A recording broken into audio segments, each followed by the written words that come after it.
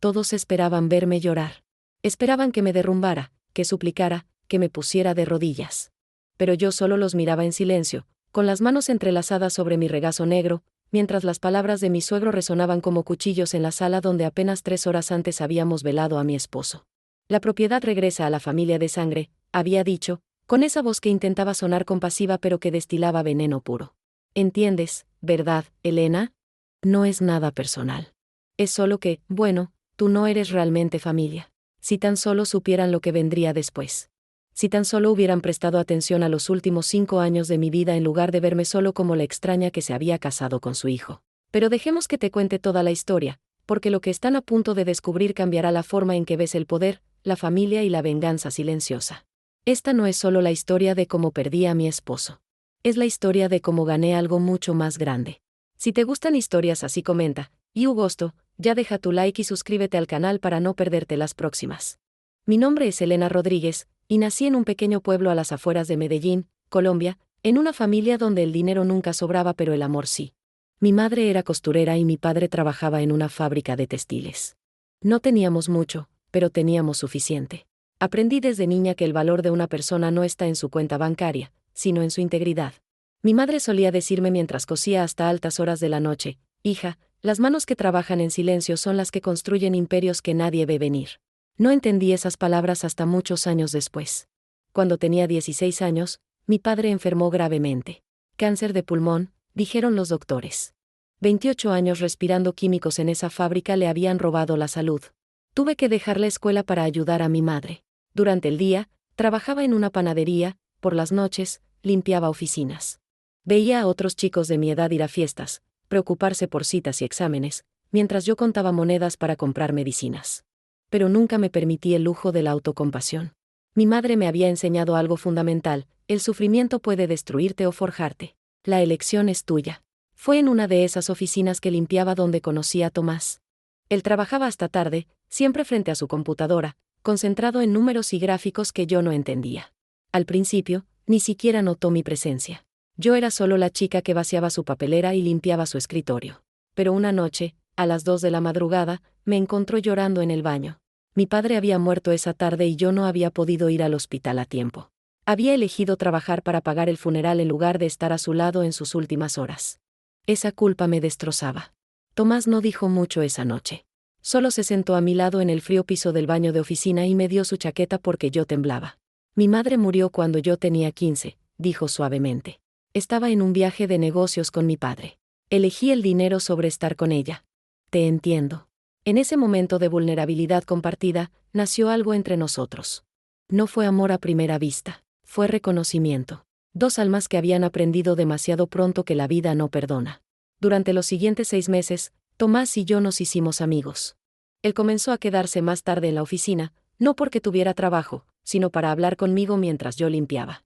Me contó sobre su familia, los Mendoza, una dinastía de empresarios que habían construido su fortuna en bienes raíces y construcción.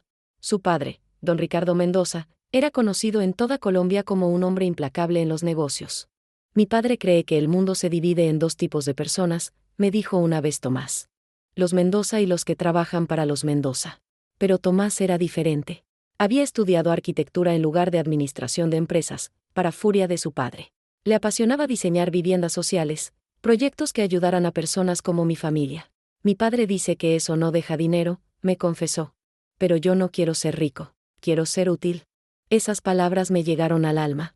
En un mundo donde todos parecían medir el éxito en cifras bancarias, Tomás medía el suyo en vidas cambiadas. Nuestra amistad se convirtió en amor lentamente, como el amanecer. No hubo un momento dramático, sino cientos de pequeños momentos, él trayéndome café durante mis turnos nocturnos, yo dejándole notas de ánimo en su escritorio, largas conversaciones sobre nuestros sueños bajo las luces fluorescentes de oficina. Cuando finalmente me besó, 6 meses después de esa primera noche en el baño, supe que mi vida había cambiado para siempre. Pero también supe que enfrentaríamos una tormenta. Y tenía razón. Cuando Tomás le dijo a su familia que estaba saliendo conmigo, la reacción fue devastadora. Su padre se negó a recibirme durante un año entero. Su madre, doña Beatriz, me llamaba esa chica, como si mi nombre le quemara la lengua. Su hermano mayor, Ricardo Jr., fue más directo: eres una cazafortunas. Solo quieres el dinero de nuestra familia. La ironía era que yo ni siquiera sabía cuánto dinero tenían realmente. Para mí, Tomás era solo el hombre que me había visto en mi peor momento y había elegido quedarse. Pero Tomás no cedió. Si no la aceptan, entonces no me tienen a mí, les dijo. Fue la primera vez que desafió a su padre tan directamente. Don Ricardo intentó todos los trucos, le ofreció un puesto ejecutivo si me dejaba, amenazó con desheredarlo, incluso intentó sobornarme directamente con $50,000 para que desapareciera de la vida de su hijo. Recuerdo ese día perfectamente. Don Ricardo me citó en un café elegante del norte de Bogotá, un lugar donde los meseros ganaban más en propinas de lo que yo ganaba en un mes. Elena, dijo, empujando un sobre grueso a través de la mesa de mármol. Eres una chica inteligente. Sabes que esto no va a funcionar. Tomás necesita a alguien de su nivel, alguien que entienda nuestro mundo. Toma esto y empieza una nueva vida. Nadie tiene que salir lastimado. Miré el sobre. $50,000. Era más dinero del que había visto en mi vida. Podría pagar todas las deudas de mi madre, volver a estudiar, cambiar mi vida completamente. Pero también sabía lo que significaba tomar ese dinero, significaba decir que tenían razón, que yo no valía nada más que una cifra. Don Ricardo, dije, empujando el sobre de vuelta hacia él. Le agradezco su generosa oferta. Pero yo no amo a su hijo por su dinero.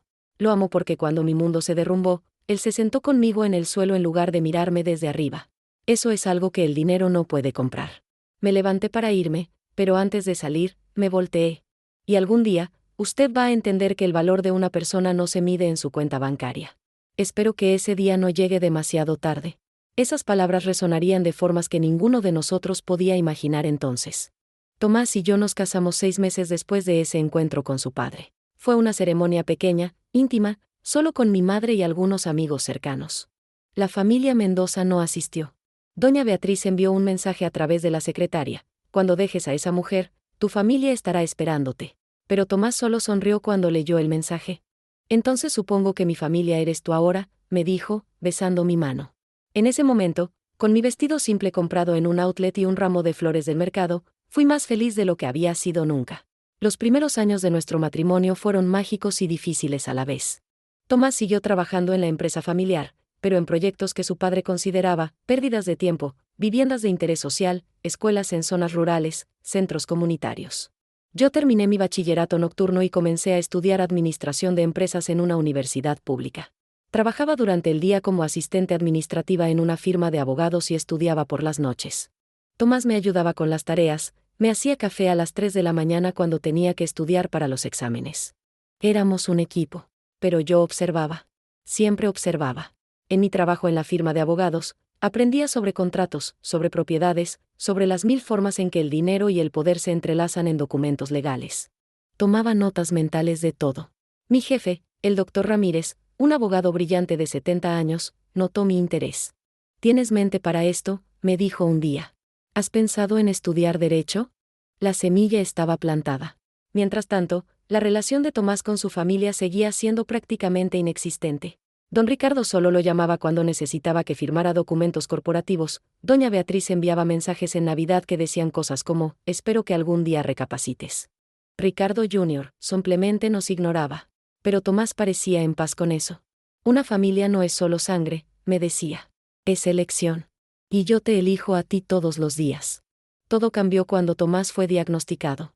Había estado cansado durante meses, pensamos que era por el exceso de trabajo. Pero cuando comenzó a perder peso rápidamente y a tener fiebres nocturnas, supimos que algo andaba mal. Leucemia linfoblástica aguda. Etapa avanzada. Los doctores nos dieron 2 años, quizás 3 con tratamiento agresivo. Yo tenía 28 años. Tomás 32. Se suponía que tendríamos décadas juntos, no meses. La enfermedad de Tomás hizo algo inesperado, trajo de vuelta a su familia. Don Ricardo apareció en el hospital el día después del diagnóstico, con doña Beatriz y Ricardo Jr. Hijo, dijo, y por primera vez vi lágrimas en los ojos de ese hombre de piedra. Vamos a luchar contra esto juntos. Pero cuando intentó abrazarme, yo di un paso atrás. ¿Dónde estaban cuando su hijo se casó? ¿Dónde estaban en sus cumpleaños, en los aniversarios? No necesitamos su lástima ahora. Tomás me tomó de la mano. Elena, están aquí ahora. Eso es lo que importa. Siempre tan noble, tan dispuesto a perdonar. Yo no era tan generosa. Pero por él, acepté la tregua incómoda. Don Ricardo pagó por los mejores tratamientos, los mejores doctores. Doña Beatriz venía al hospital 3 veces por semana con comida casera. Ricardo Jr. investigaba tratamientos experimentales en el extranjero. Por un momento, casi parecíamos una familia normal. Pero yo seguía observando. Notaba cómo don Ricardo miraba los documentos que Tomás firmaba desde su cama de hospital. Notaba las conversaciones susurradas entre él y Ricardo Jr. en los pasillos. Notaba cómo doña Beatriz me preguntaba constantemente sobre nuestras finanzas, nuestros activos, nuestros planes. Mi instinto, afinado por años de sobrevivir en un mundo que no me quería, me decía que algo no estaba bien. Fue entonces cuando tomé la decisión más importante de mi vida. Seguí estudiando, pero cambié mi carrera. Dejé administración y me matriculé en Derecho, tomando cursos intensivos de verano. El doctor Ramírez se convirtió en mi mentor. Si quieres protegerte en este mundo, me dijo, necesitas entender las reglas que lo gobiernan. Y yo aprendí. Dios mío, cómo aprendí. Durante el día, cuidaba a Tomás, lo llevaba a quimioterapia, le sostenía la mano cuando vomitaba, le leía libros cuando no podía dormir. Durante la noche, cuando él finalmente descansaba bajo el efecto de los calmantes, yo estudiaba. Contratos. Leyes de herencia. Derecho de familia. Sociedades conyugales. Cada página era un arma que guardaba para una guerra que esperaba nunca tener que pelear. Tomás tuvo periodos buenos. Hubo momentos en los que parecía que los tratamientos estaban funcionando, que íbamos a ganar esta batalla. Usamos esos momentos para vivir. Viajamos a la costa y vimos amanecer sobre el mar. Fuimos a la finca que su abuelo había construido en el eje cafetero, donde Tomás había pasado los veranos de su infancia. Hablamos sobre tener hijos algún día, sobre envejecer juntos, sobre todos los sueños que se suponía íbamos a cumplir. Pero la enfermedad era implacable. Cada periodo bueno era seguido por una recaída peor. En nuestro 5º aniversario, Tomás apenas podía levantarse de la cama. Habíamos perdido tanto peso que su anillo de matrimonio se caía de su dedo. Prométeme algo, me dijo esa noche, con voz débil. Promete que vas a seguir adelante. Que vas a ser feliz. Que no vas a dejar que mi familia te haga sentir menos de lo que eres. Le prometí, con lágrimas corriendo por mi rostro, sin saber que estaba a punto de tener que cumplir esa promesa de formas que ninguno de nosotros podía imaginar. Pero Tomás no me había contado todo. Había secretos, movimientos que él había hecho en silencio, protecciones que había puesto en marcha. Y yo también tenía mis secretos. Durante esos 5 años de enfermedad, no solo había estudiado Derecho. Había estado construyendo algo. Algo que nadie veía venir. 3 meses antes de morir, Tomás me pidió que fuera a su abogado privado, no el abogado de la familia, sino uno que él había contratado discretamente. Necesito que firmes algunos documentos, me dijo. Confía en mí. Y firmé, sin hacer preguntas, porque después de 10 años juntos, la confianza era lo único que teníamos completo. No sabía entonces que esos documentos cambiarían todo. Tomás falleció un martes por la mañana, a las 6:47 de la mañana, mientras yo sostenía su mano y le cantaba bajito la canción que habíamos bailado en nuestra boda. Sus últimas palabras fueron, te amo. Y no dejes que te roben lo que es tuyo. No entendí completamente lo que significaba hasta después del funeral. El funeral fue un espectáculo. La familia Mendoza organizó una ceremonia masiva en la catedral, con cientos de personas que probablemente nunca habían conocido a mi esposo. Don Ricardo dio un discurso emotivo sobre su amado hijo. Doña Beatriz lloró dramáticamente en primera fila. Ricardo Jr. recibió pésames como si él fuera el viudo. Y yo me senté en la segunda fila, porque la primera era, para la familia de sangre, como me recordó sutilmente la coordinadora del funeral. Después del entierro, regresamos a la casa que Tomás y yo habíamos compartido durante 8 años. Era una casa modesta comparada con las mansiones de los Mendoza, pero era nuestra. La habíamos comprado con nuestros propios ahorros, la habíamos decorado juntos, cada rincón tenía una memoria. O eso pensaba yo. Don Ricardo se sentó en el sillón principal de mi sala como si fuera el dueño del lugar. Doña Beatriz y Ricardo Jr., flanqueándolo como guardias. Elena, comenzó don Ricardo, con esa voz que usaba en las juntas directivas. Necesitamos hablar sobre los próximos pasos. Yo me senté frente a ellos, todavía vestida de negro, todavía con los ojos hinchados de llorar. ¿Próximos pasos? Sí. La propiedad, los activos de Tomás, las acciones de la empresa familiar. Todo eso necesita ser organizado. Organizado. Qué palabra tan fría para describir el desmantelamiento de una vida. Tomás tenía un testamento, dije calmadamente. Don Ricardo asintió. Sí, bueno, sobre eso. Verás, Elena, las propiedades familiares Mendoza tienen ciertas cláusulas. En caso de fallecimiento sin herederos directos, los activos regresan a la familia de sangre. Ahí estaba. El golpe que yo había estado esperando durante 5 años. Sin herederos directos, repetí. ¿Quieres decir, sin hijos? Don Ricardo tuvo la decencia de lucir incómodo por un momento. Es solo protocolo, entiende. No es nada personal. Es solo que, bueno, tú no eres realmente familia. No en el sentido legal, tradicional. Doña Beatriz intervino con voz melosa. Querida, nosotros cuidaremos de ti, por supuesto. No te dejaremos desamparada. Podemos darte una mensualidad, ayudarte a encontrar un nuevo lugar para vivir. Un nuevo lugar para vivir, repetí lentamente. ¿Te refieres a que quieren que deje mi casa? Técnicamente, dijo Ricardo Jr., hablando por primera vez, es la casa de la familia Mendoza. Tomás la compró con fondos de la empresa familiar. Sentí la rabia hirviendo en mi pecho. Pero años de supervivencia me habían enseñado algo crucial: nunca muestres tu mano demasiado pronto. Así que solo los miré, con expresión neutral. Ya veo. ¿Y cuándo necesitan que me vaya? Don Ricardo pareció aliviado de que lo estuviera tomando tan bien. Oh, no hay prisa. Tómate unas semanas para empacar. Digamos, 30 días. 30 días. Me estaban dando 30 días para dejar la vida que había construido durante una década. Muy generoso, dije sin inflexión. Don Ricardo se levantó, claramente incómodo pero satisfecho de que todo hubiera sido tan fácil. Bien.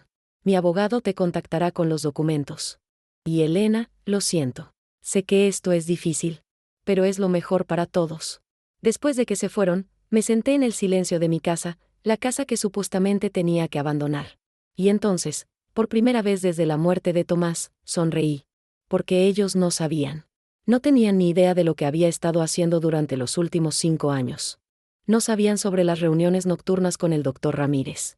No sabían sobre los documentos que había archivado, las corporaciones que había creado, los movimientos legales que había ejecutado con la precisión de un cirujano.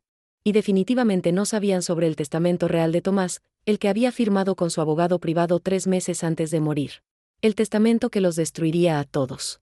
Los siguientes 3 días fueron teatro puro de mi parte. Llamé a don Ricardo llorando, suplicándole más tiempo. Es que hay tantos recuerdos aquí, sollozaba por teléfono. ¿No podría tener 60 días en lugar de 30? Él accedió magnánimamente, probablemente sintiéndose como el benefactor generoso. Doña Beatriz vino a ayudarme a empacar, aunque en realidad estaba haciendo inventario de todo lo valioso en la casa. Ricardo Jr. envió a un tasador para evaluar los muebles, por si quería vender algo. Yo jugaba el papel de viuda devastada y perdida a la perfección. Le servía café, aceptaba sus consejos sobre cómo manejar mis finanzas limitadas, asentía cuando me sugerían que quizás debería buscar trabajo como secretaria o recepcionista, algo apropiado para alguien de tu educación. Cada palabra condescendiente, cada mirada de lástima, cada comentario sobre volver a tu nivel, los guardaba como combustible para el fuego que estaba a punto de encender. Pero por las noches, cuando se iban, yo trabajaba. El doctor Ramírez venía a mi casa a las 10 de la noche, con cajas de documentos. ¿Estás segura de esto, Elena?, me preguntaba, viendo la determinación en mi rostro. Es nuclear. Cuando hagas esto, no hay vuelta atrás. Yo solo asentía. Ellos eligieron la guerra, doctor. Yo solo voy a terminarla. Verán, durante esos 5 años mientras Tomás luchaba contra la leucemia, yo no solo había estudiado Derecho. Había estado investigando a la familia Mendoza. Cada noche, mientras Tomás dormía en el hospital, yo revisaba documentos corporativos, registros públicos, declaraciones de impuestos. El doctor Ramírez, que había sido abogado de grandes corporaciones antes de retirarse, me había enseñado dónde buscar, qué buscar. Y había encontrado cosas. Tantas cosas. La empresa Mendoza no era tan limpia como aparentaba. Había irregularidades fiscales que se remontaban a 20 años. Propiedades adquiridas mediante prácticas cuestionables. Contratos con el gobierno obtenidos a través de sobornos apenas disfrazados. Empleados que habían sido despedidos injustamente cuando amenazaban con denunciar violaciones laborales. Don Ricardo Mendoza había construido su imperio sobre cimientos de corrupción y explotación. Pero la pieza más importante no la había encontrado yo. Me la había dado Tomás. 3 meses antes de morir, me había llamado a su habitación del hospital en medio de la noche. Necesito contarte algo, había dicho con voz débil. Algo que mi padre no sabe que yo sé. Y entonces me había contado sobre la estafa más grande de la familia Mendoza. Resultaba que el proyecto estrella de don Ricardo, Las Torres del Norte, un complejo de lujo en Bogotá que los había hecho millonarios, estaba construido sobre tierra que no era legalmente suya. Habían falsificado documentos de propiedad, habían sobornado a funcionarios para que reclasificaran la zona, y lo peor de todo, Habían desplazado a familias enteras de sus hogares mediante intimidación y violencia. Tomás lo había descubierto por accidente cuando estaba revisando viejos archivos para un proyecto diferente. Guardé copias de todo, me había dicho. Están en una caja de seguridad en el Banco Central. Solo tú tienes acceso. Me había dado una llave y un código. No sé qué hacer con esto. Es mi familia, pero lo que hicieron es imperdonable. Yo solo quiero que tú decidas. Si algo me pasa, tú decides si el mundo debería saber la verdad. Y ahora, sentada en mi casa que supuestamente no era mía, con la familia Mendoza tratando de borrarme de la existencia, yo había decidido. El mundo sabría la verdad. Pero no todavía. Primero, tenía que moverme estratégicamente.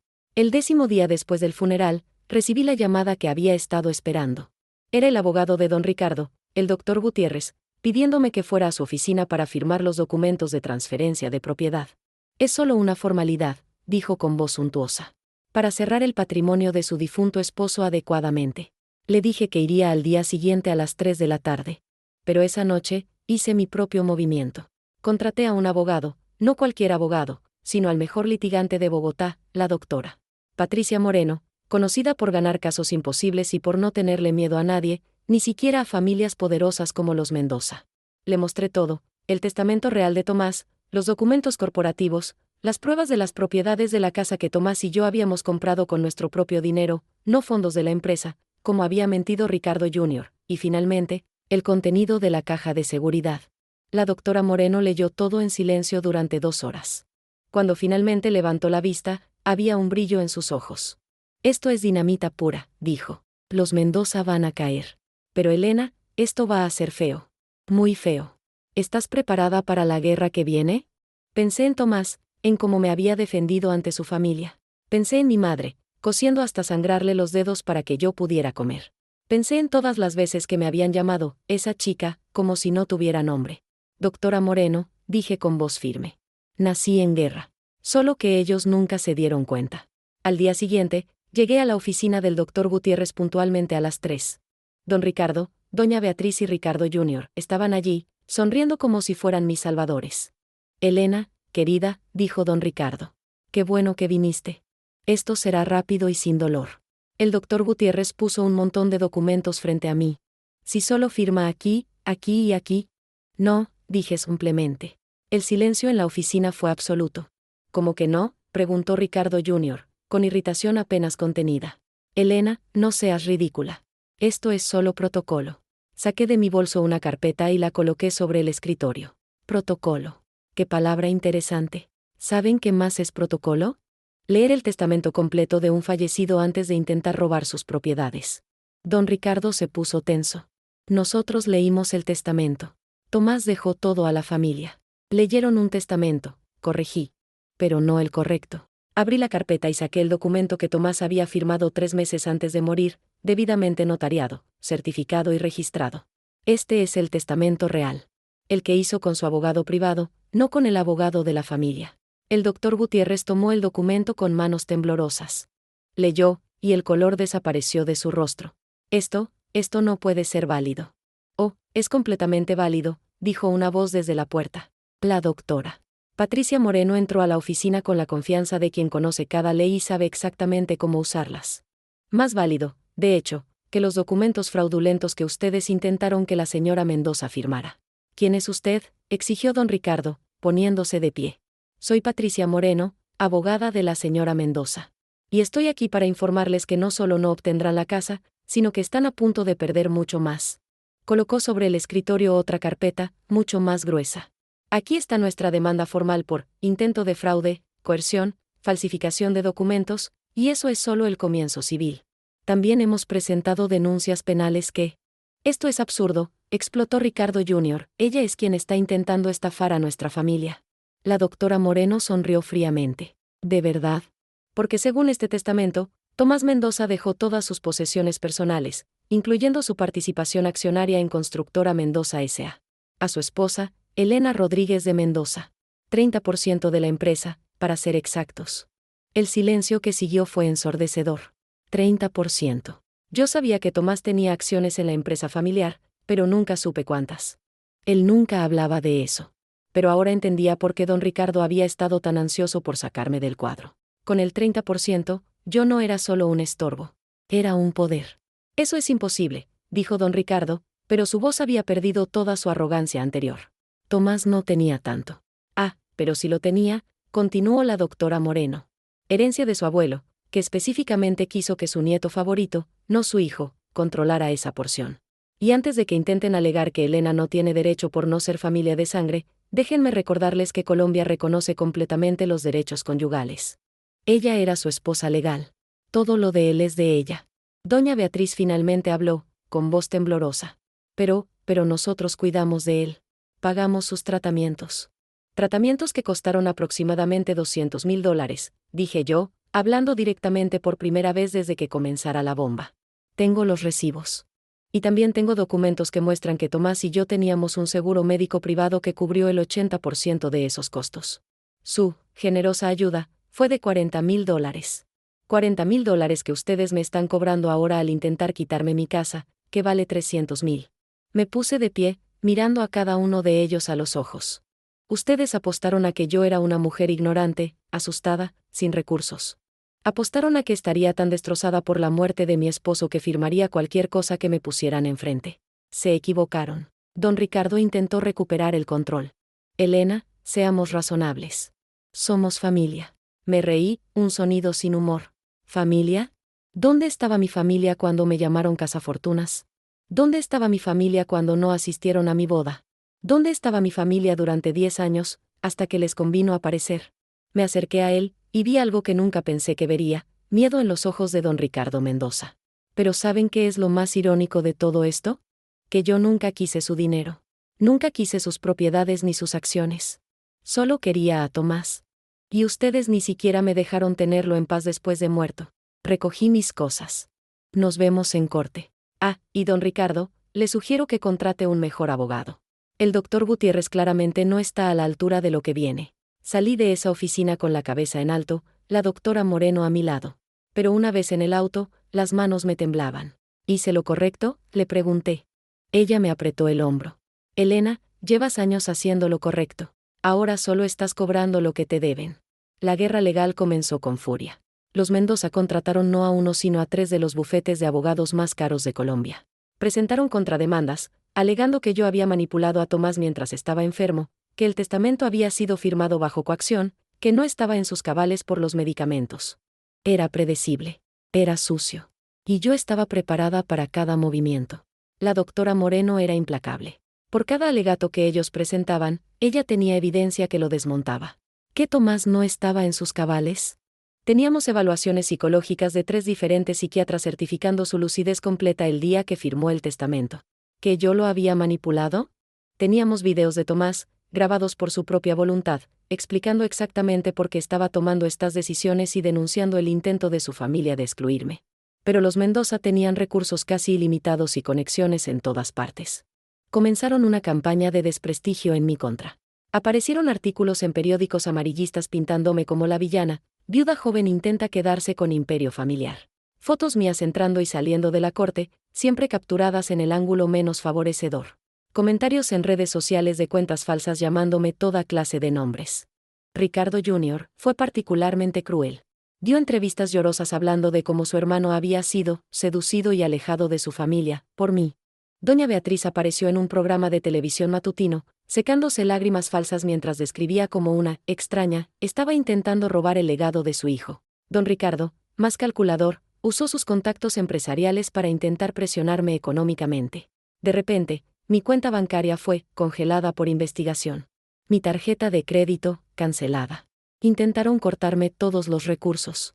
Pero habían olvidado algo fundamental: yo había crecido pobre. Sabía cómo sobrevivir con nada.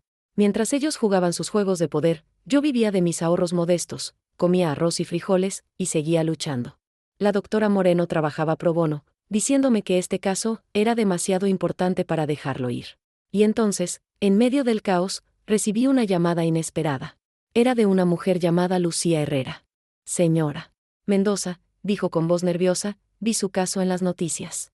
Y necesito contarle algo sobre la familia Mendoza. Accedí a reunirme con ella en un café discreto al sur de la ciudad. Lucía resultó ser una de las familias desplazadas por el proyecto de las Torres del Norte. Vivíamos allí desde hace 3 generaciones, me contó con lágrimas en los ojos.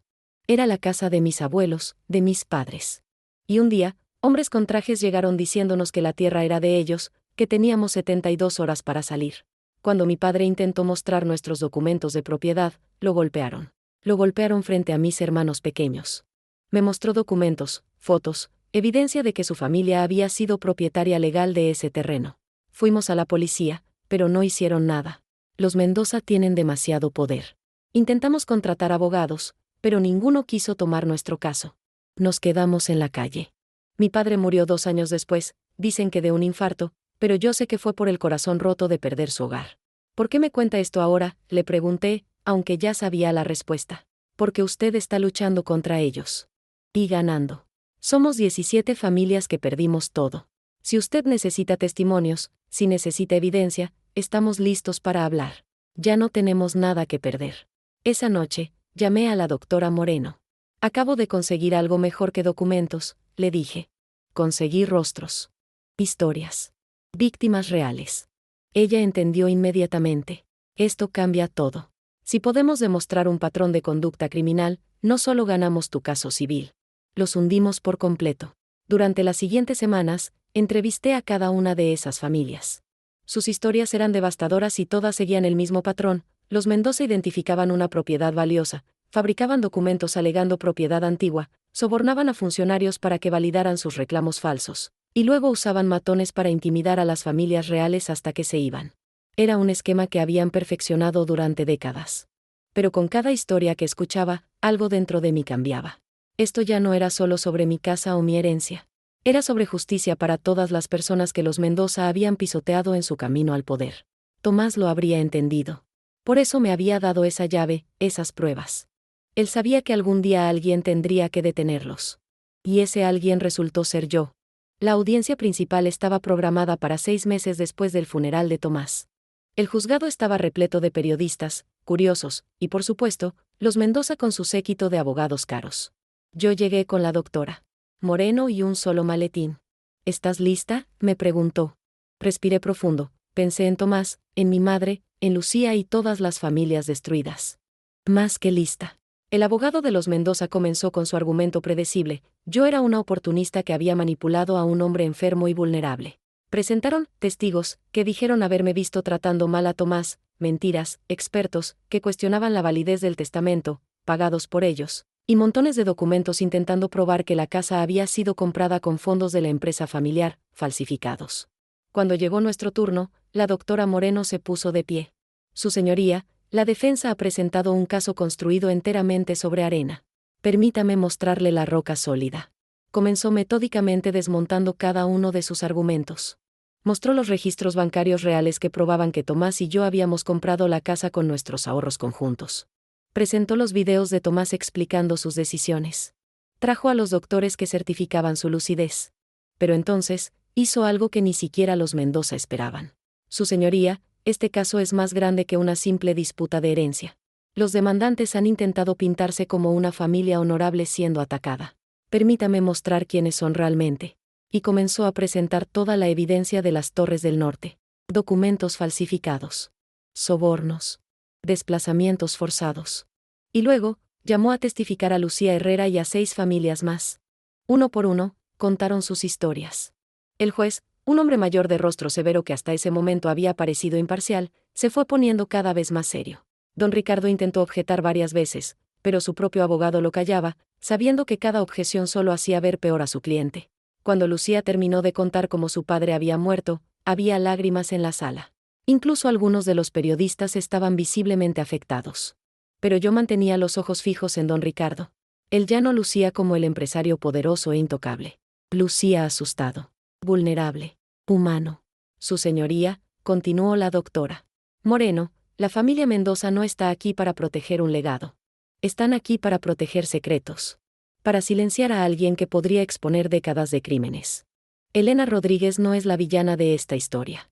Es la única persona con el coraje de decir la verdad. El juez pidió un receso de 2 horas.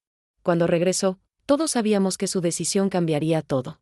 He revisado cuidadosamente toda la evidencia presentada, comenzó con voz grave. Y debo decir que en mis 30 años como juez, Raramente he visto un caso tan claro de injusticia sistemática. Se volvió hacia los Mendoza. No solo fallo a favor de la demandada en todos los aspectos de su reclamo de herencia, sino que estoy ordenando una investigación criminal completa sobre las actividades de Constructora Mendoza S.A. en relación con el proyecto Torres del Norte. Don Ricardo se puso pálido. Además, ordeno el congelamiento de todos los activos de la empresa hasta que se complete dicha investigación. Pero el juez no había terminado.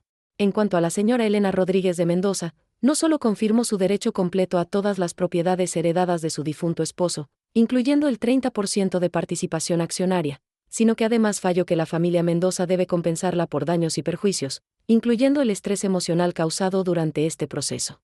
La cantidad será determinada en una audiencia posterior. Miré a don Ricardo. Él me miraba con algo que nunca había visto antes en sus ojos, respeto mezclado con miedo. Había subestimado a la chica pobre de Medellín. Había asumido que porque venía de nada, no podía convertirme en algo. Se había equivocado tan profundamente que ahora su imperio entero se tambaleaba. Cuando salí del juzgado, había cámaras por todas partes. Pero esta vez, las historias no me pintaban como la villana. Los titulares decían: viuda valiente expone corrupción de familia poderosa. Justicia para las víctimas de los Mendoza. La mujer que no se dejó silenciar. Esa noche, sentada sola en mi casa, que ahora indiscutiblemente era mía, lloré. Pero no de tristeza. Lloré de liberación. Por Tomás, que había tenido el coraje de darme las herramientas para luchar. Por mi madre, que me había enseñado que el trabajo silencioso construye imperios. Por Lucía y todas las familias que finalmente tendrían justicia. Y por mí misma, por la niña que limpiaba oficinas y que ahora era dueña de 30% de una de las empresas más grandes del país. Pero ganar en la corte fue solo el principio. Los Mendoza no eran el tipo de personas que aceptaban la derrota silenciosamente. Don Ricardo intentó apelar, por supuesto, pero cada apelación solo traía más escrutinio sobre sus negocios. La investigación criminal que el juez había ordenado comenzó a descubrir capas y más capas de corrupción. No era solo las Torres del Norte. Había otros proyectos, otros desplazamientos, años de evasión fiscal, contratos gubernamentales obtenidos mediante sobornos. Ricardo Jr. intentó salvar la empresa distanciándose de su padre. Dio entrevistas diciendo que él no había estado involucrado en las decisiones del pasado y que quería llevar la empresa en una nueva dirección. Pero los documentos que Tomás había guardado mostraban claramente que Ricardo Jr. había sido cómplice en al menos 5 de los esquemas más recientes. No había dónde esconderse. Doña Beatriz simplemente se derrumbó. La vi una vez, 2 meses después del juicio, en el supermercado. Lucía cansada, envejecida, con ropa que aunque cara, se veía descuidada. Nuestras miradas se encontraron por un momento. Esperaba ver odio, pero solo vi cansancio. Ella abrió la boca como para decir algo, pero luego simplemente se fue. No tenía nada que decirme, y yo no tenía nada que decirle a ella. Mientras tanto, yo tenía decisiones que tomar. 30% de Constructora Mendoza significaba que yo era ahora la segunda accionista más grande. Don Ricardo tenía 40%, Ricardo Jr. 20%, y otros inversores el resto. Técnicamente, si me aliaba con los inversores minoritarios, podría tomar control de la empresa. Pero, ¿eso era lo que quería? Me reuní con la doctora Moreno para discutir mis opciones. Puedes vender tu participación, me explicó. En el mercado actual, probablemente obtendrías unos $15 millones, quizás más. Suficiente para vivir cómodamente el resto de tu vida. 15 millones. Era una cantidad de dinero que ni siquiera podía conceptualizar completamente. Con eso, podría ayudar a mi madre, podría crear fundaciones en nombre de Tomás, podría hacer tanto bien. Oh, pregunté, porque sabía que había otras opciones. O puedes quedarte y luchar. Usar tu posición para reformar la empresa desde adentro. Compensar a las familias afectadas, cambiar las prácticas, construir algo que Tomás habría estado orgulloso de ver. Me quedé en silencio, pensando. ¿Qué querría Tomás que hiciera? La respuesta vino a mí en medio de la noche, mientras miraba fotos viejas de nosotros dos. En una, tomada solo un año antes de su diagnóstico, estábamos en una comunidad rural donde él había diseñado un centro comunitario. Los niños del pueblo nos rodeaban, sonriendo. Tomás tenía esa expresión que conocía también, propósito puro. Él no había querido ser rico. Había querido ser útil. A la mañana siguiente, llamé a una junta extraordinaria de accionistas de Constructora Mendoza. Don Ricardo intentó bloquearla, pero yo tenía el derecho legal. La junta se llevó a cabo en las oficinas principales de la empresa, una torre de cristal en el norte de Bogotá que irónicamente había sido construida con las ganancias de las Torres del Norte, el proyecto que había desplazado a Lucía y su familia. Entré a esa sala de juntas con la misma ropa negra que había usado en el funeral de Tomás. No por luto, sino como recordatorio. Don Ricardo estaba sentado en la cabecera de la mesa, luciendo 10 años más viejo que la última vez que lo había visto. Ricardo Jr., a su lado, con los brazos cruzados y expresión hostil. Los inversores minoritarios, 5 hombres y 2 mujeres que representaban el otro 30%, me miraban con curiosidad. Señoras y señores, comencé sin preámbulos, estoy aquí para proponer una reestructuración completa de Constructora Mendoza. Don Ricardo resopló. Tú no tienes autoridad para, tengo 30%, lo interrumpí fríamente. Y según los estatutos de la empresa, cualquier accionista con más del 25% puede proponer reestructuraciones. Así que sí, tengo exactamente esa autoridad. Me volví hacia los inversores minoritarios. Todos ustedes han visto las noticias. Saben sobre la investigación criminal. Saben que esta empresa ha estado construida sobre prácticas ilegales y inmorales durante décadas. Uno de los inversores, un hombre mayor llamado señor Campos, asintió lentamente. ¿Hemos estado? Preocupados. Nuestras propias inversiones están en riesgo si la empresa es encontrada culpable de crímenes. Exactamente, continué. Así que tenemos 2 opciones. Podemos seguir como estamos, protegiendo viejos secretos y viejos métodos, y probablemente ver cómo esta empresa colapsa bajo el peso de los escándalos. O podemos cambiar. Radicalmente. Coloqué sobre la mesa un documento de 50 páginas que había preparado con la ayuda de la doctora Moreno y un equipo de consultores empresariales. Esta es mi propuesta. Primero, don Ricardo Mendoza renuncia como CEO y presidente de la junta directiva. Hubo exclamaciones ahogadas. Don Ricardo se puso de pie, furioso. Esto es un golpe. Es mi empresa. Es nuestra empresa, corregí calmadamente. Y bajo tu liderazgo, se ha convertido en una empresa criminal. Si no renuncias voluntariamente, me aseguraré de que seas removido por voto de accionistas. Me volví hacia los inversores minoritarios de nuevo. Segundo, compensaremos a todas las familias afectadas por nuestras prácticas pasadas. Lucía Herrera y las 16 familias restantes recibirán no solo compensación monetaria, sino también nuevas viviendas en un desarrollo que construiremos específicamente para ellos. Eso costará millones, protestó Ricardo Jr., 32 millones, para ser exacta, respondí. Lo cual es menos del 5% de los activos líquidos de la empresa. Tercero, continué, cambiaremos el enfoque de la empresa. 50% de nuestros futuros proyectos serán vivienda social y desarrollo comunitario. Proyectos que realmente ayuden a personas, no que las desplacen. Eso destruirá nuestros márgenes de ganancia, dijo el señor Campos, pero no sonaba disgustado, solo curioso. A corto plazo, sí. Pero atraerá contratos gubernamentales legítimos, mejorará nuestra imagen pública, y lo más importante, será sostenible. Las empresas construidas sobre corrupción eventualmente caen. Las empresas construidas sobre valor real duran generaciones. Coloqué otra serie de documentos sobre la mesa. Cuarto, transparencia total.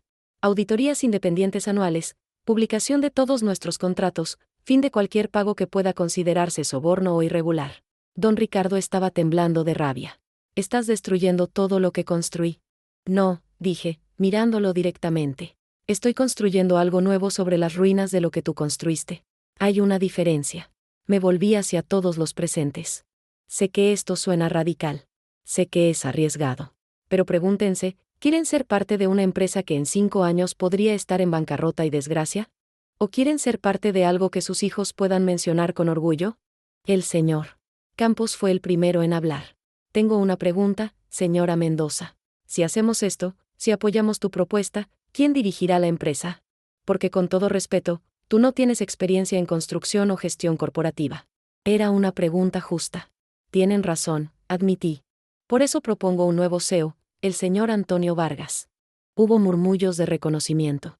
Antonio Vargas era una leyenda en la industria de la construcción, conocido por construir proyectos exitosos y éticos. Ya hablé con él, continué. Está interesado, pero solo si hacemos las reformas que propongo. Él será CEO.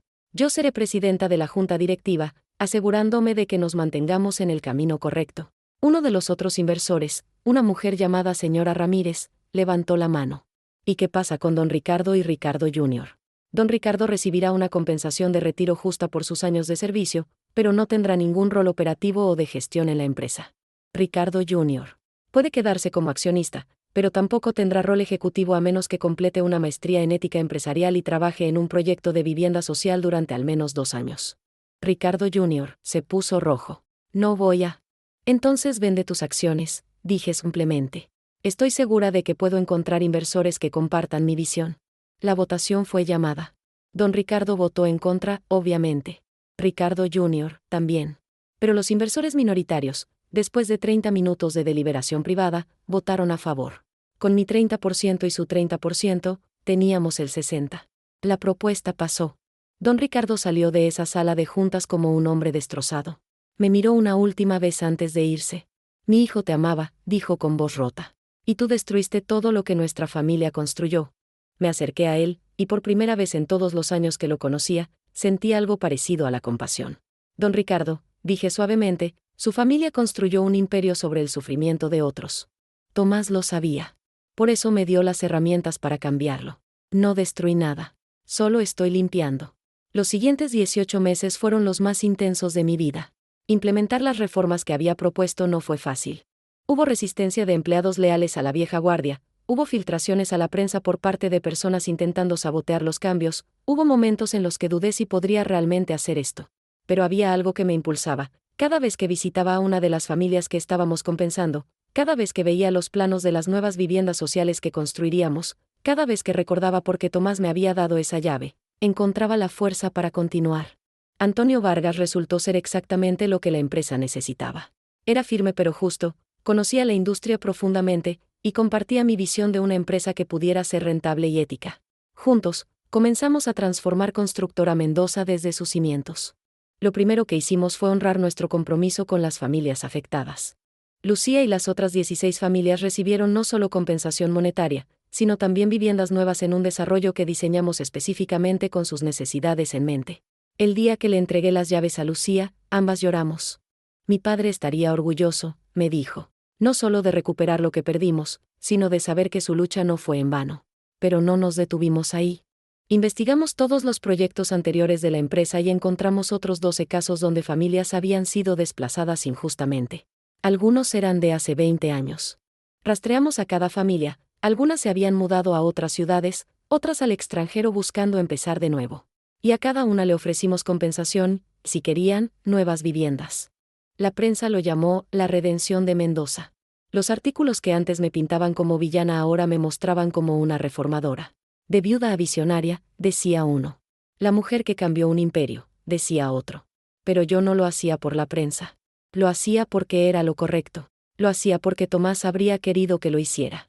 Los números financieros, sorprendentemente, no fueron tan malos como todos temían. Sí, nuestros márgenes de ganancia bajaron inicialmente. Pero nuestra reputación mejoró dramáticamente. Comenzamos a ganar contratos gubernamentales legítimos porque ahora éramos conocidos como una empresa transparente y ética. Inversores éticos, fondos de inversión sostenible, comenzaron a interesarse en nosotros. 2 años después de tomar control de la empresa, Constructora Mendoza fue certificada como Empresa B, una designación que solo se da a negocios que cumplen con los más altos estándares de desempeño social y ambiental. Fuimos la primera constructora grande en Colombia en lograr esta certificación. Y nuestro valor en el mercado, lejos de caer, había aumentado en un 35%. Pero quizás lo más satisfactorio fue ver el impacto real en las comunidades. Los proyectos de vivienda social que construimos no eran solo edificios baratos amontonados. Eran hogares dignos, con áreas verdes, espacios comunitarios, acceso a transporte público. Contratamos a las mismas familias que habíamos ayudado para trabajar en algunos proyectos, dándoles no solo casas sino también empleos y capacitación. Lucía, de hecho, se convirtió en una de nuestras consultoras comunitarias. Nadie entiende mejor lo que necesita una comunidad que alguien que ha vivido esas necesidades, me dijo cuando le ofrecí el trabajo. Ella ahora viajaba a cada nuevo proyecto, asegurándose de que realmente sirviera a las personas, no solo a las ganancias. Mientras tanto, la investigación criminal contra don Ricardo seguía avanzando. Fue acusado formalmente de fraude, soborno y desplazamiento forzado. Ricardo Jr. también enfrentó cargos, aunque menores. El juicio fue largo y doloroso. Doña Beatriz testificó en defensa de su esposo, pero incluso ella tuvo que admitir bajo juramento que sabía sobre algunas de las prácticas cuestionables. Yo tuve que testificar también. Fue la primera vez que vi a don Ricardo desde la junta directiva donde lo había removido. Lucía mucho más viejo, el cabello completamente blanco, los hombros caídos. Cuando su abogado intentó intimidarme durante el interrogatorio, sugiriendo que yo había orquestado todo esto por venganza, Simplemente saqué las cartas que Tomás me había escrito antes de morir. Mi esposo, dije, leyendo una de ellas en voz alta, escribió esto 3 semanas antes de fallecer. Elena, si estás leyendo esto, significa que ya no estoy contigo. Quiero que sepas que las decisiones que tomé sobre la empresa no fueron para castigar a mi familia, sino para proteger a futuras víctimas. Mi padre construyó un imperio, pero lo construyó sobre cimientos podridos. Tú tienes la oportunidad de reconstruirlo sobre roca sólida. Sé que será difícil. Sé que enfrentarás oposición. Pero también sé que eres la única persona con el coraje y la integridad para hacerlo. No dejes que te digan que no mereces estar ahí. Tú mereces estar allí más que nadie. Hubo silencio en la corte cuando terminé de leer. Miré a don Ricardo. Por primera vez, vi lágrimas en sus ojos. No por él mismo, creo, sino por su hijo. Por el hijo que había resultado ser mejor hombre de lo que él había sido. Por el hijo que había visto la verdad que él se había negado a ver. Don Ricardo fue sentenciado a 8 años de prisión, aunque por su edad y condiciones de salud, probablemente cumpliría menos. Ricardo Jr. recibió 3 años de libertad condicional y servicio comunitario. Doña Beatriz no enfrentó cargos criminales, pero el escándalo la había destrozado socialmente. Se mudó a una ciudad pequeña en el sur, lejos de Bogotá, lejos de los recordatorios de lo que su familia había sido. Yo podría haber sentido satisfacción viendo su caída. Pero solo sentía tristeza. Tristeza por todo el sufrimiento que podría haberse evitado si solo hubieran elegido hacer las cosas correctamente desde el principio. Tristeza por Tomás, que había tenido que cargar con el conocimiento de los crímenes de su familia. Tristeza por las vidas destrozadas, las familias desplazadas, los años perdidos. Pero también había esperanza. Porque de las cenizas de ese imperio corrupto, estábamos construyendo algo nuevo. Algo limpio. Algo que ayudaba en lugar de lastimar. 3 años después del funeral de Tomás, la empresa había construido más de 1000 viviendas sociales, había creado 2000 empleos directos, y había establecido programas de capacitación que habían ayudado a 500 personas a obtener certificaciones en oficios de construcción. Nuestro valor de mercado era ahora el doble de lo que había sido bajo el liderazgo de don Ricardo, y lo habíamos logrado sin comprometer ni una sola vez nuestra ética. Una tarde, mientras revisaba los planos para un nuevo proyecto, un centro comunitario en el mismo barrio donde había crecido, recibí una carta. Era de don Ricardo, desde la prisión. Dudé si abrirla. Pero finalmente lo hice. Elena, decía con letra temblorosa, muy diferente a su firma poderosa de antes. No espero tu perdón. No lo merezco. Pero necesito que sepas algo. Pasé toda mi vida construyendo un imperio porque pensé que eso era lo que importaba. Pensé que el poder y el dinero eran lo que hacía a un hombre grande. Me equivoqué. Tardé 74 años y perderlo todo para entenderlo, pero finalmente lo entiendo. Mi hijo vio algo en ti que yo me negué a ver. Vio fuerza, integridad, visión. Todo lo que yo pretendía tener pero nunca realmente poseí. Él sabía que tú harías lo que yo nunca tuve el coraje de hacer, elegir lo correcto sobre lo fácil, la justicia sobre las ganancias, las personas sobre el poder. No te escribo buscando simpatía. Te escribo porque quiero que sepas que, aunque tardíamente, estoy orgulloso de lo que estás haciendo con la empresa. Estoy orgulloso de que mi hijo tuviera la sabiduría de elegirte. Y estoy avergonzado de que me tomara perderlo todo para ver lo que siempre estuvo frente a mí, que el verdadero legado no se mide en edificios o cuentas bancarias, sino en vidas cambiadas. Cuida de Beatriz si puedes. Ella nunca fue mala, solo estaba ciega, como yo. Y si alguna vez ves a Ricardo Jr., dile que su hermano habría estado orgulloso de la mujer que amaba. Con respeto que debía haber mostrado hace años, Ricardo Mendoza, doblé la carta lentamente. No era suficiente. Ninguna disculpa podría deshacer el daño que había causado. Pero era algo. Era reconocimiento. Y quizás eso era todo lo que podíamos pedir de personas que habían pasado décadas viviendo en la oscuridad. Decidí visitar a doña Beatriz. Conduje 3 horas hasta el pueblito donde se había refugiado.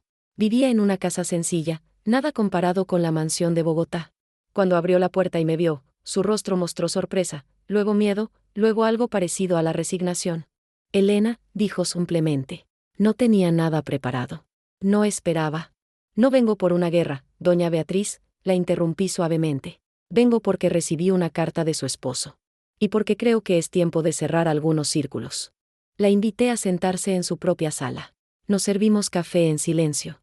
Lamento cómo te tratamos, dijo finalmente, las palabras saliendo como si las hubiera estado guardando durante años. Desde el principio, te juzgamos. Te vimos como una amenaza, como alguien que no pertenecía a nuestro mundo. Nunca te dimos una oportunidad. Tomé un sorbo de mi café. ¿Por qué me cuenta esto ahora? Porque en estos 3 años, sola en este pueblo, He tenido mucho tiempo para pensar. He visto en las noticias todo lo que has hecho con la empresa. He leído sobre las familias que ayudaste, los proyectos que construiste. Y me di cuenta de algo. Hizo una pausa, las lágrimas corriendo por su rostro arrugado. Tú fuiste la hija que yo nunca tuve. Fuerte, independiente, con convicciones reales. Y en lugar de celebrarlo, en lugar de abrazar a la mujer que mi hijo amaba, intenté destruirte. Doña Beatriz. No, me detuvo. Déjame terminar. Tomás siempre fue especial. Siempre vio el mundo diferente que Ricardo y su padre. Él veía a las personas, no las posiciones sociales. Y tú eres exactamente el tipo de persona que él admiraría. Deberías haberme dado cuenta. Debería haber confiado en el juicio de mi hijo. Nos quedamos en silencio por un momento. Luego ella preguntó, ¿puedo preguntarte algo? ¿Realmente amabas a Tomás? ¿O todo esto fue? Lo amé más que a mi propia vida, respondí sin vacilar. Cada decisión que he tomado desde su muerte ha sido honrando quién era él, que creía, que soñaba. Si solo hubiera querido dinero, habría vendido mis acciones hace 3 años y estaría viviendo en una playa en algún lugar. Pero no se trataba de dinero. Nunca se trató de dinero. Doña Beatriz asintió lentamente. Lo sé. Creo que siempre lo supe, en el fondo. Pero el orgullo, el miedo a perder control, el apego a nuestro mundo, todo eso me cegó. Se levantó y fue a una habitación del fondo. Regresó con una caja pequeña. Esto es para ti. Debí habértelo dado hace años. Abrí la caja. Dentro había fotos de Tomás cuando era niño, cartas que había escrito a su madre, dibujos de sus primeros diseños arquitectónicos. Son recuerdos de él, explicó. Pensé que te gustaría tenerlos. Y en la parte inferior hay algo más. Levanté las fotos y encontré un anillo antiguo. Era de la abuela de Tomás, mi madre, dijo doña Beatriz. Se suponía que debía dárselo a su esposa cuando se casara. Pero yo me negué porque, bueno, ya sabes por qué. Es tuyo. Siempre debió ser tuyo. Me puse el anillo. Encajaba perfectamente. Gracias, dije, mi voz quebrándose un poco. Esto significa más de lo que imagina. Pasamos la siguiente hora mirando fotos, con doña Beatriz contándome historias de Tomás niño. Por primera vez, no éramos suegra y nuera, ni enemigas, ni extrañas. Éramos solo 2 mujeres que habían amado al mismo hombre extraordinario. Antes de irme, me detuvo en la puerta. Elena, ¿crees que alguna vez puedas perdonarme? No espero que olvidemos, pero... Doña Beatriz, dije, tomando su mano, el perdón no es algo que se da de una vez. Es algo que se construye con el tiempo. Pero esto, hoy, es un buen comienzo. Ella sonrió por primera vez desde que había llegado. Tomás eligió bien. Incluso mejor de lo que yo podía entender. Mientras conducía de regreso a Bogotá, sentí algo que no había sentido en años: paz. No la paz de la victoria, sino la paz de la resolución.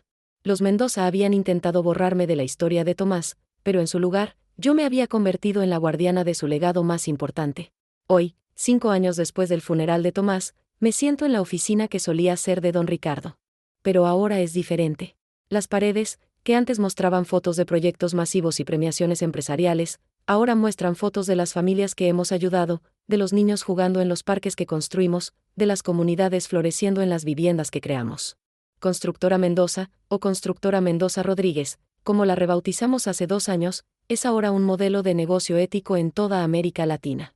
Hemos ganado premios internacionales no por ser la más grande o la más rentable, sino por demostrar que se puede construir un negocio exitoso sin sacrificar la humanidad. Lucía Herrera es ahora nuestra directora de Impacto Comunitario, un puesto que creamos específicamente para asegurar que nunca olvidemos por qué hacemos lo que hacemos. Antonio Vargas sigue como CEO, y juntos hemos creado un modelo de negocio que otras empresas ahora intentan replicar. Pero quizás lo más importante es el programa que establecimos en honor a Tomás, la Fundación Tomás Mendoza para Arquitectura Social. Cada año, otorgamos becas completas a 20 jóvenes de bajos recursos para estudiar arquitectura, ingeniería o diseño urbano, con la condición de que dediquen al menos 2 años después de graduarse a proyectos de impacto social. Los primeros becarios se graduaron el año pasado. Uno de ellos, un joven llamado Daniel que creció en el mismo barrio donde yo crecí, diseñó un sistema de recolección de agua lluvia para comunidades rurales que ahora estamos implementando en todo el país. Cuando le pregunté qué lo inspiró, dijo: mi abuela me contó sobre una mujer que comenzó limpiando oficinas y terminó cambiando una industria completa. Me dijo: si ella pudo, tú también puedes. No voy a mentir y decir que todo ha sido fácil.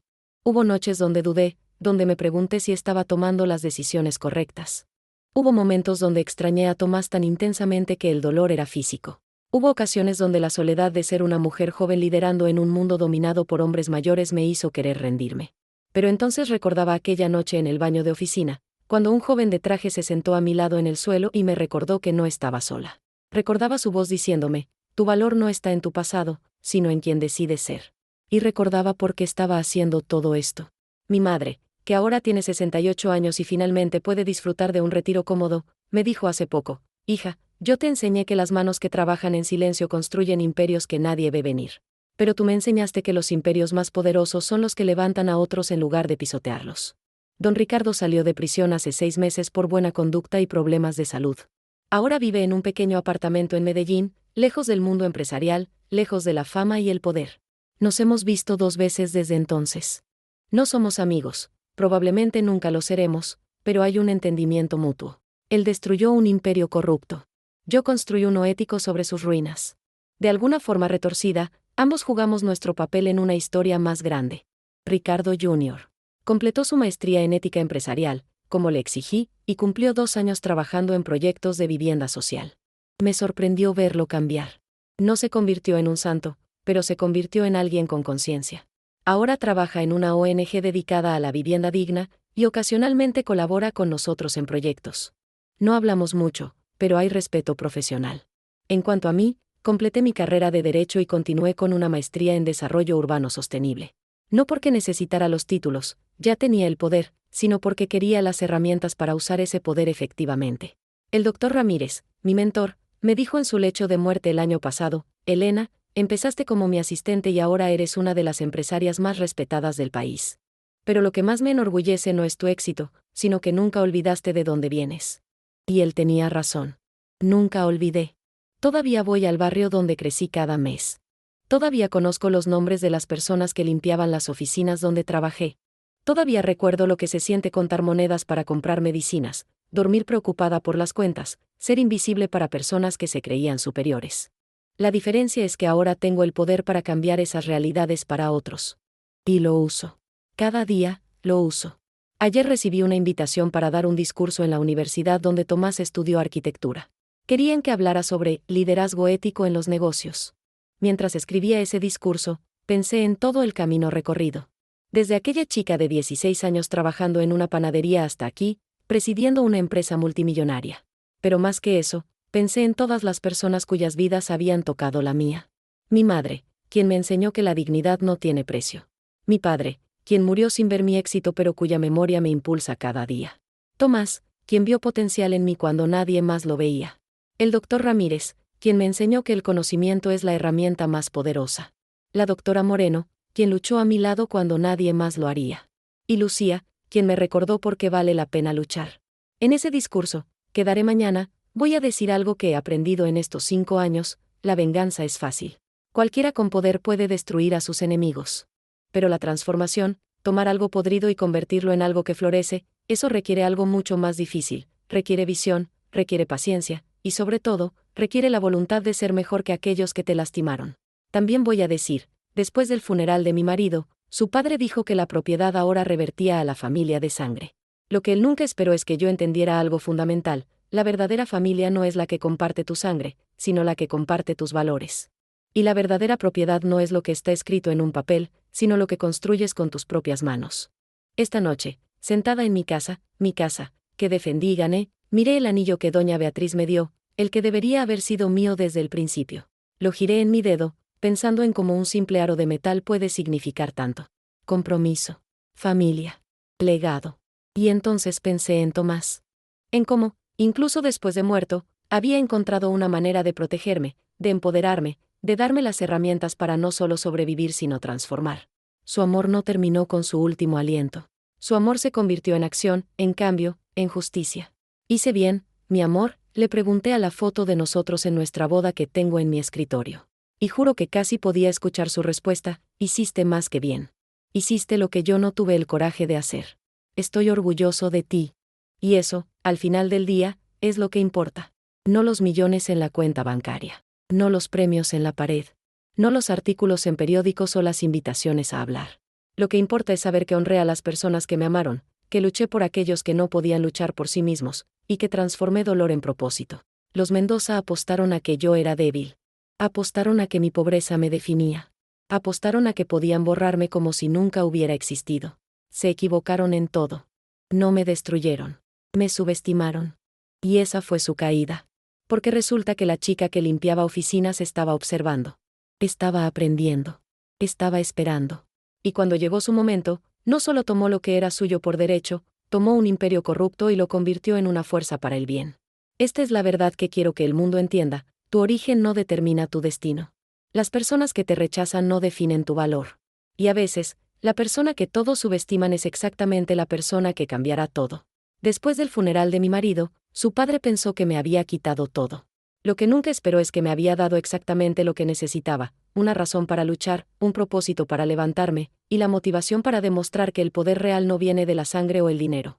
El poder real viene de la integridad, la determinación, y la voluntad inquebrantable de crear algo mejor que lo que encontraste. Y eso es exactamente lo que hice.